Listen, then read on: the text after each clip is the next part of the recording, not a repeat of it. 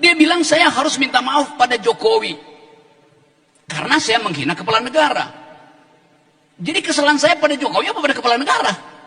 Coba Anda bayangkan logikanya itu. Rocky Gerung, Anda kalau kritik yang sopan dong. Oke. Jadi yang dilakukan Pak Presiden itu dungu.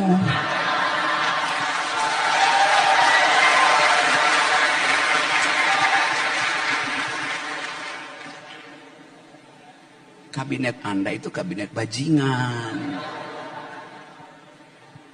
Tetap akan diperkarakan karena saya memakai kata dungu dan bajingan. Jadi kalau diminta kritik yang sopan dong, artinya jangan kasih kritik, pujian aja. Itu saya bilang Jokowi buat ketololan karena mau jual IKN ke Kanada, kan tolol namanya kan. Loh, Kanada itu ibu kota, Kanada itu negeri yang paling anti deforestasi. Ngapain datang ke sini? Udah pasti ditolak. Nyatanya memang ditolak. Artinya tolol. Dia PHP calon pacar yang tidak menginginkan dia, maksa. Sekarang pergi ke Cina, maksa lagi. Itu yang saya katakan, Pak Jokowi membuat kebijakan yang tolol sebagai presiden. Kan beda nuansanya. Kenapa mesti benci pada orang yang mengucapkan hal yang jujur gitu? Saya ucapkan jujur. Buktikan. Oke, saya buktikan. Buka forum, saya terangkan satu persatu tuh. Nggak berani. Terus demo kiri kanan, koar-koar. Undang ke sini, masuk, saya mau bicara itu.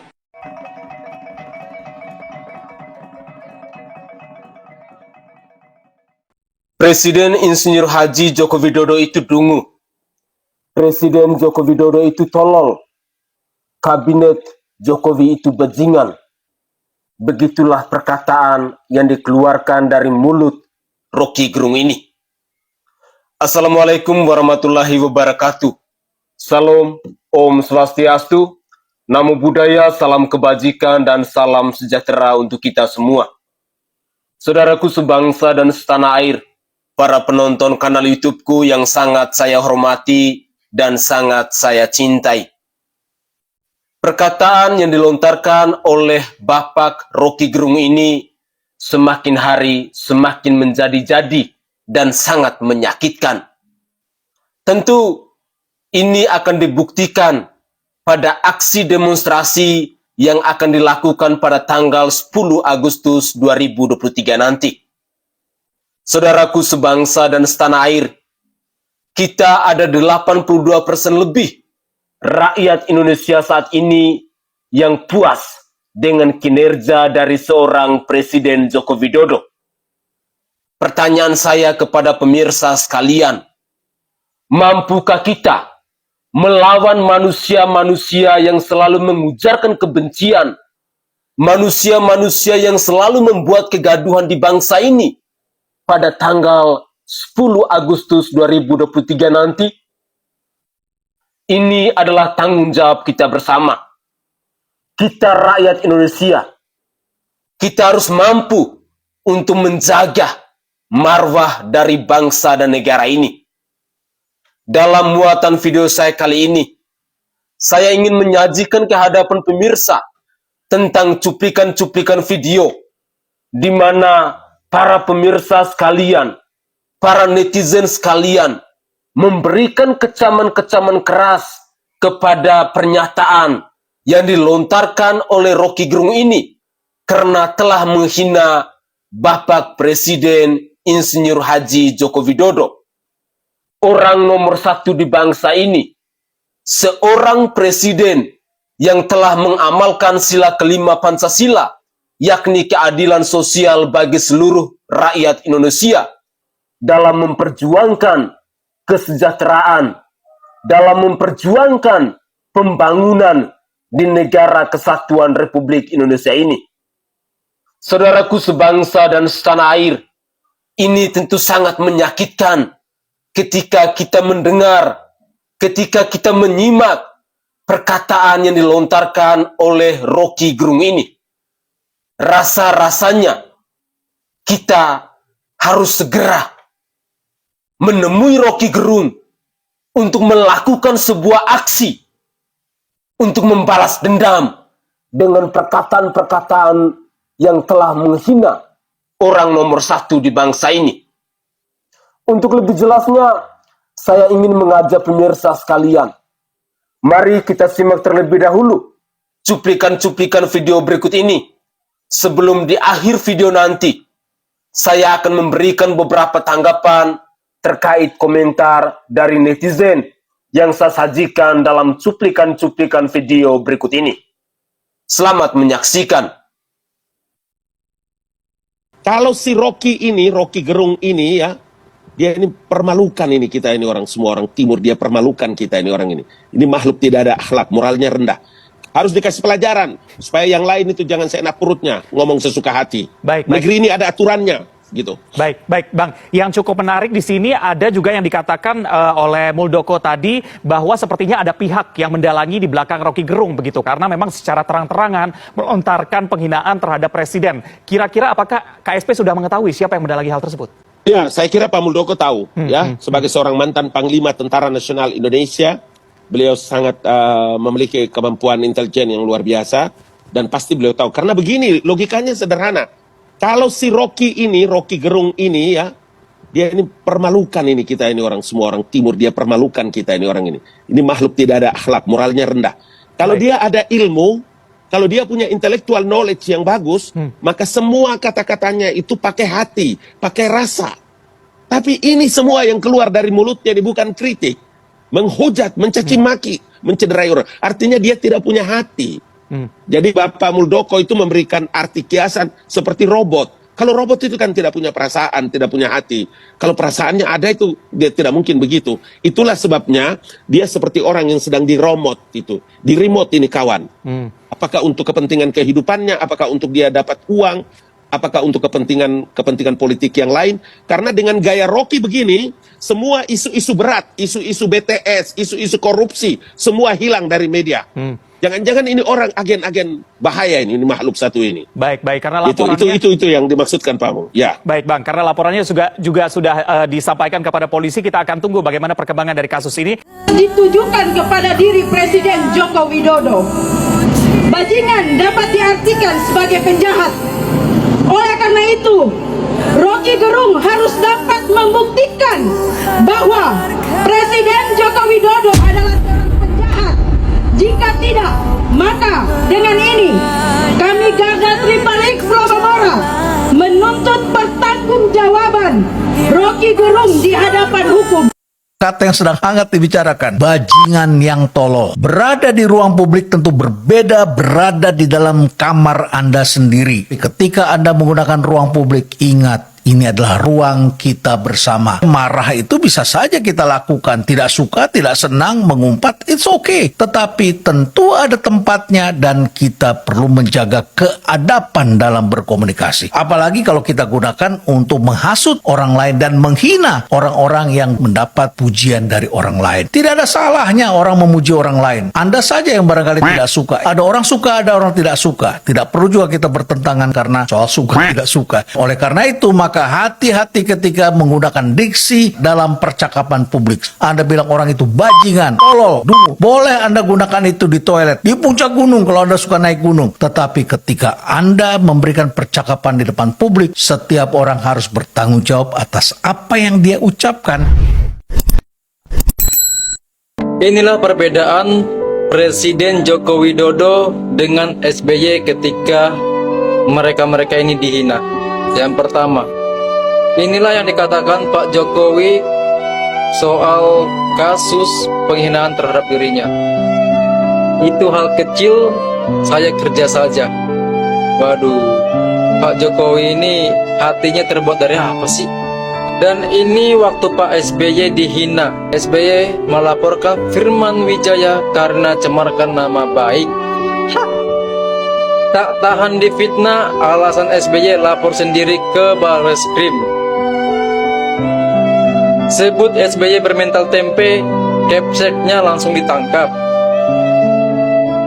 Jadi itulah perbedaan antara Presiden Joko Widodo dan SBY ketika mereka-mereka ini dihina.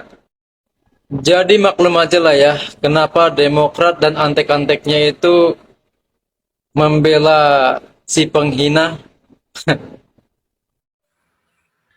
Tanggal 10 Agustus kita demo besar-besaran. Siap. Saya sangat setuju dengan Bung Rocky Gerung. Kita acak-acak Jakarta. Siap. Kau bawa pasukan sebanyak mungkin, dan saya juga akan bawa pasukan sebanyak mungkin.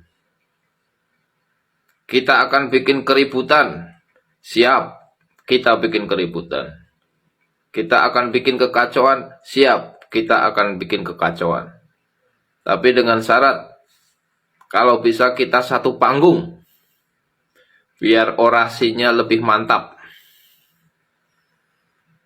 Kalau bisa, kau punya masa dengan aku punya masa, jangan sampai berbenturan. Biarkan mereka menjadi penonton. Kita duel saja di panggung. Kalau ada yang setuju, kita sama-sama di panggung terbuka. Jangan kau hanya berani di dalam seminar atau di media sosial. Itu tidak bagus itu. Nggak jantan itu namanya. Kalau bisa kita bertemu satu panggung, disaksikan sama kau punya masa. Ya, kita tunggu tanggal 10 bulan Agustus kau bilang. Pasti kita akan datang. Ingat, satu panggung kita. Ya, sudah lama aku tuh nggak makan sop kepala manusia, tahu? Jangan kau nanti lari dari kenyataan. Kau bilang tanggal 10 Agustus tapi kau nggak hadir. Ingat itu, harus hadir kamu ya. Soalnya saya juga udah siapkan ini. Kau boleh bawa bala tentara sesuka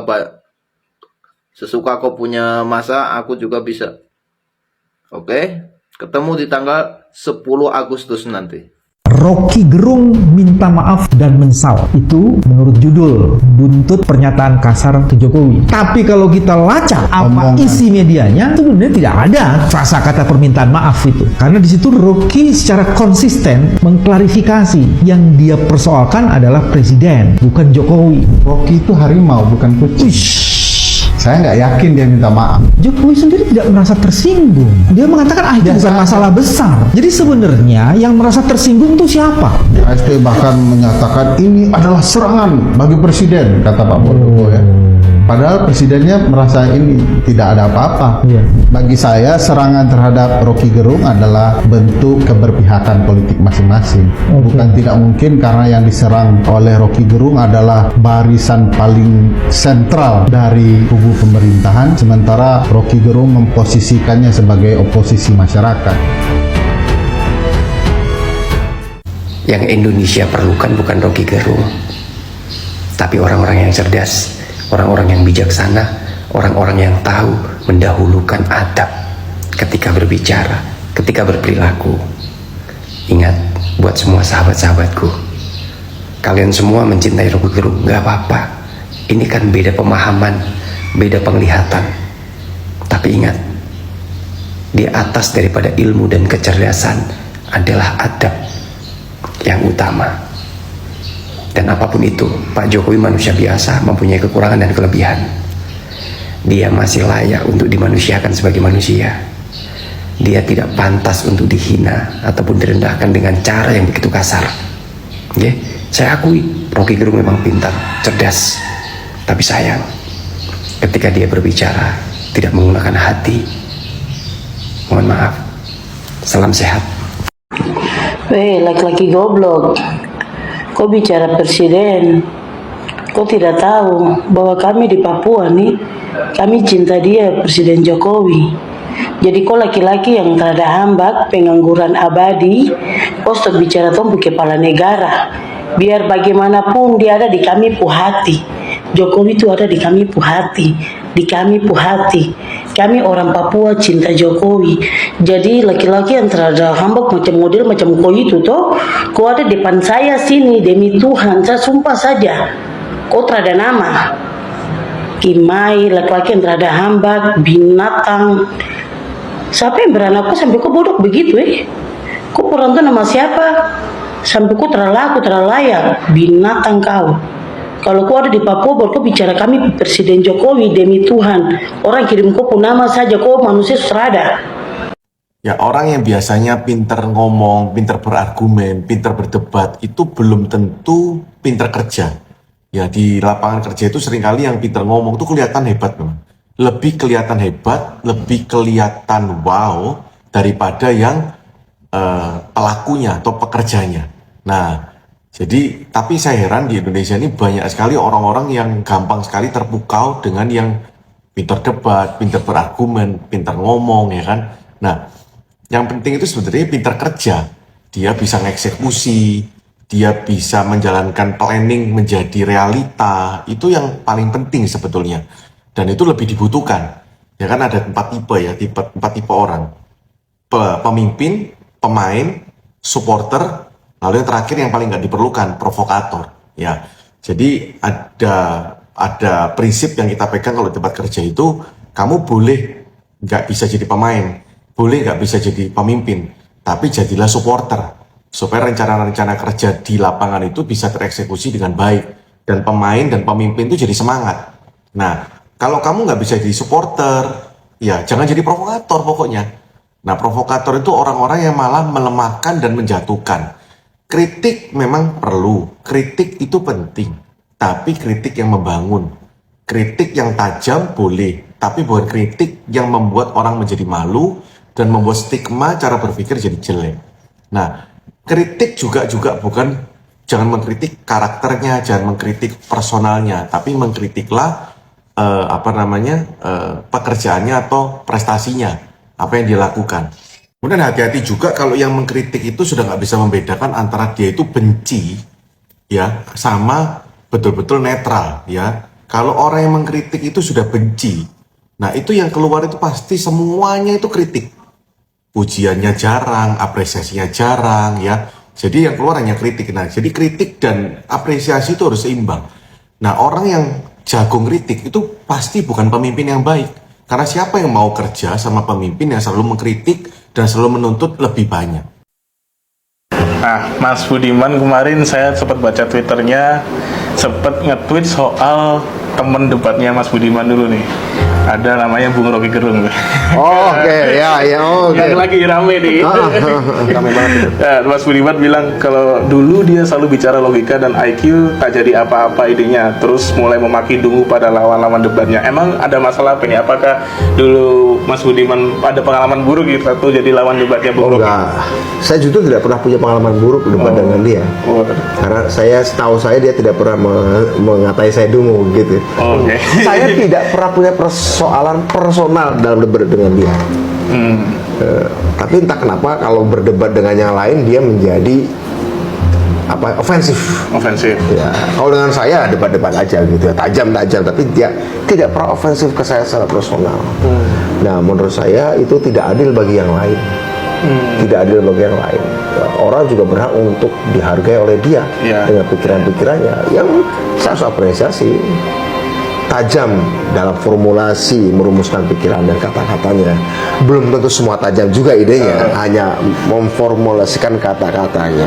Kalau pernyataan yang terakhir yang ramai kemarin apa? Ya, menurut saya itu menunjukkan bahwa dia sudah kehilangan kontrol atas emosinya. Orang yang sudah kehilangan kontrol atas emosinya, bahkan jika kamu benar, bahkan jika kamu benar posisimu, tapi kalau sudah kehilangan kontrol atas emosi, maka kamu sudah kalah. Kamu sudah kalah, dan pasti salah, karena kalau kamu pun yakin itu benar, ketika menyampaikan dengan tidak bisa mengontrol emosi, dia sudah membunuh kebenaran yang dia yakini. Dia bunuh sendiri. Ya, misalnya maaf ya, kamu seperti seorang ayah atau seorang ibu yang punya anak cakep, punya anak cantik misalnya gitu, sebagai sebuah ide misalnya ya. Terus kamu munculkan dengan umpatan, kamu sebenarnya sedang mencoreng-coreng anakmu sendiri. Kamu sedang merobek-robek bajunya, kamu sedang mempermalukan si anak itu, ya, di depan umum. dan tentu saja mempermalukan orang tuanya. Ya, ibaratnya ide itu anak. Bahkan jika idemu benar sekalipun, ketika ditampilkan dengan cara kasar, kamu seperti membawa anakmu ke depan publik dan kamu menelanjanginya. Yang malu isi anak tentu saja, ide yang cantik, ide yang anak yang cakep atau yang cantik atau yang cerdas menjadi tampak konyol, menjadi bahan pergunjingan, dan tentu saja orang tuanya juga si punya ide itu. Jadi menurut saya dia sudah mempermalukan anaknya, dia sudah mempermalukan dirinya, gitu. Di situ posisi Rocky, dan artinya dia sudah kehilangan kelasnya.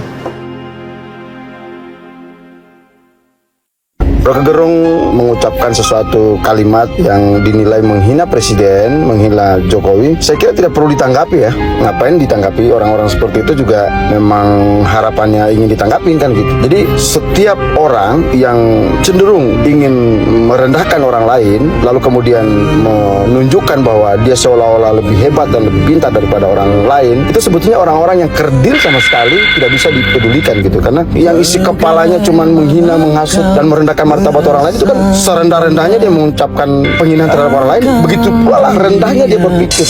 Jadi ngapain ditanggapi?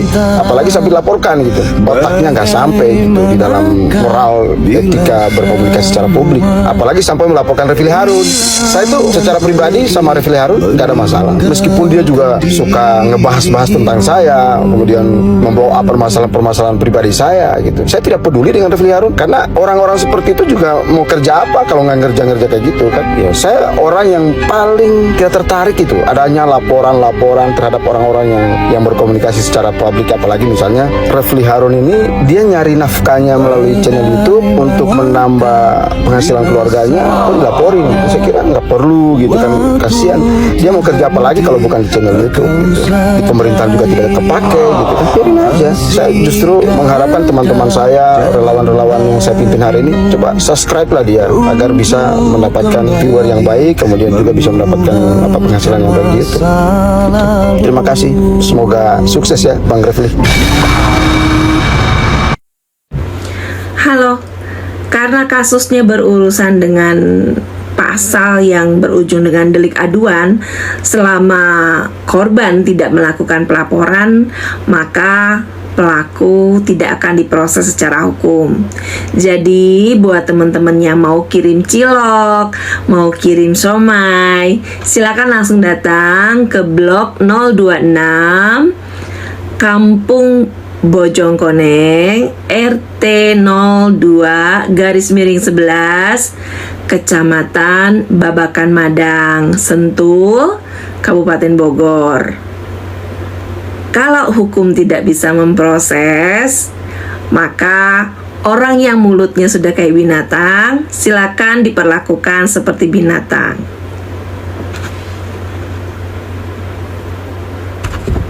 Bajingan tolol. Ini sebuah kata yang mungkin akan menjadi panjang apabila kita nggak paham tentang apa yang terjadi. Ternyata hanya sebuah kecelakaan intelektualitas yang biasanya terjadi kepada orang-orang yang nggak bisa ngendalin pikirannya. Jadi orang yang dalam penguasaan pikirannya dia sendiri biasanya sering mengalami sebuah kejadian yang gua pribadi menyebutnya sebagai intelektualitas accident. Ini nggak berbahaya buat siapapun juga atas kecelakaan intelektualitas yang dialami oleh seseorang, kecuali orang-orang itu masuk ke dalam rangkaian kecelakaan itu. Maka kecelakaan beruntun berikutnya dalam hal accident intelektualitas itu akan kita lihat nanti dalam beberapa hari ke depan. Kecelakaan ini nggak akan berpengaruh buat seseorang yang punya intelektualitas setinggi langit atau serendah apapun. Ini sih bisa terjadi sama siapapun. Orang dengan IQ paling rendah pun bisa kecelakaan. Bahkan dengan IQ tertinggi pun juga bisa mengalami kecelakaan intelektualitas. Kenapa bisa terjadi? Kenapa tanpa sadar kita mengalami hal ini? Ya, balik lagi, kesadaran. Kesadaran adalah sebuah proses di mana ketika kita menuju ke kesadaran yang lebih baik, itu biasanya level dalam hal menguasai pikiran itu akan terlihat lebih matang, dan itu tergambar dari apapun yang kita keluarkan, itu akan menjadi sebuah pengeluaran, sebuah notif, sebuah audio yang penuh kesadaran. Jadi ini hal biasa buat orang yang, maaf ya, tidak mengetahui bahwa dia sedang tidak sadar. Salam sehat, salam Indonesia, maju terus. Assalamualaikum warahmatullahi wabarakatuh. Saya Irma Suryani Caniago SIMM. Kali ini pemirsa di seluruh Indonesia, saya ingin menyampaikan satu hal terkait dengan ujaran kebencian yang dilakukan Rocky Gerung terhadap Presiden Republik Indonesia Bapak Insinyur Joko Widodo. Menurut saya, tidak pantas seorang yang mengaku akademisi bicara bajingan tolol. Saya kira itu bukan bahasa seorang akademisi. Tapi pantas omongan seperti itu keluar dari orang yang mengaku tidak percaya kitab suci. Karena kalau tidak percaya kitab suci, artinya orang tersebut tidak beragama. Maka kemudian wajar saja kalau dari mulutnya keluar sumpah serapah terus setiap hari. Nah, bagi masyarakat Indonesia yang selalu mengeluh-ngeluhkan Rocky Gerung, sadarlah ya bahwa tidak pantas bagi orang yang beragama mengidolakan orang yang tidak beragama, yang tidak percaya dengan agama. Kalau tidak percaya dengan kitab suci, tentunya tidak percaya dengan agama. Untuk itu, kepada seluruh rakyat Indonesia, kita sama-sama menjaga etika, menjaga sopan santun, meskipun itu politik, itu dinamis, tetapi tidak boleh melakukan ujaran-ujaran yang tidak pantas seperti yang disampaikan oleh saudara Rocky. Saudaraku sebangsa dan setanah air, manusia yang tutur katanya seperti binatang, sudah selayaknya kita harus memperlakukan dia seperti binatang. Itulah perkataan yang dilontarkan oleh Mbak Oki Vera tadi dalam menanggapi pernyataan yang dikeluarkan oleh Rocky Gerung ketika dia menghina Bapak Presiden Insinyur Haji Joko Widodo. Bahkan Mbak Irma juga kita mendengar bagaimana dia mengatakan bahwa seorang Rocky Gerung adalah manusia yang tidak beragama. Sehingga pantas dan layak ketika seorang Rocky Gerung mengeluarkan ucapan-ucapan yang sangat menyakitkan, ujaran kebencian yang ditujukan kepada Bapak Presiden Insinyur Haji Joko Widodo. Saudaraku sebangsa dan setanah air, saya secara pribadi merasa yakin dan percaya bahwa di tanggal 10 Agustus 2023 nanti akan ada pertumpahan darah.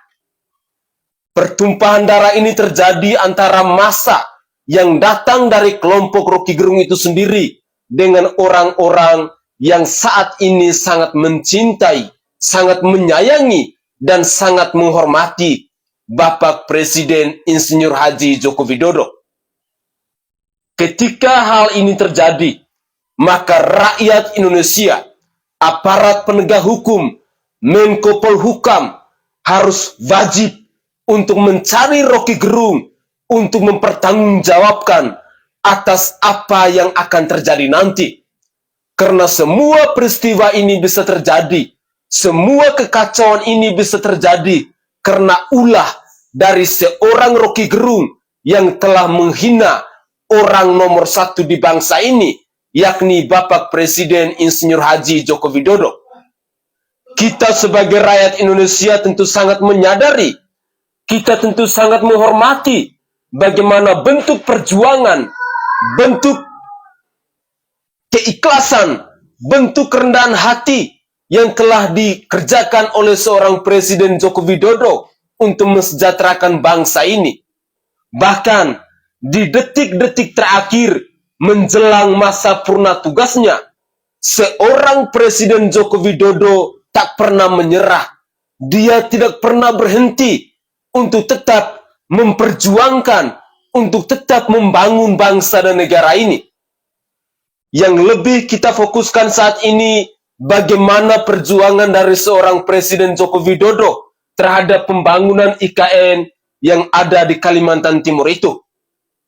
Saudara, kita rakyat Indonesia tentu berkeinginan bahwa bangsa ini harus sejahtera. Kita berkehendak bahwa bangsa ini harus adil dan merata, harus makmur dalam kehidupannya. Sehingga saya sangat yakin dan percaya ketika seorang Rocky Gerung mengatakan bahwa Presiden Joko Widodo adalah presiden yang dungu, presiden yang tolol, dan kabinet Presiden Joko Widodo adalah kabinet yang bajingan, tentu akan menuai kecaman keras dari seluruh rakyat Indonesia. Dari 82% rakyat Indonesia saat ini yang puas dengan kinerja, yang puas dengan elektabilitas dari seorang Presiden Joko Widodo.